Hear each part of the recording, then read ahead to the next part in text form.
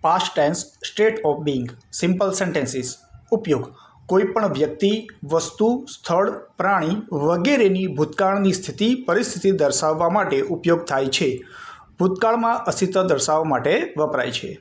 હકારાત્મક વાક્ય કર્તા વોઝ અથવા વેર વત્તા અન્ય શબ્દો.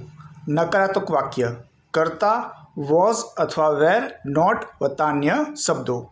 Positive sentence subject plus was or were plus other words. Negative sentence subject plus was or were plus not plus other words. હું હતો આઈ વોઝ.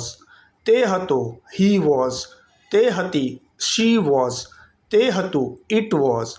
તું હતો યુ વેર. તમે હતા યુ વેર. અમે હતા વી વેર. તેઓ હતા ધે વેર.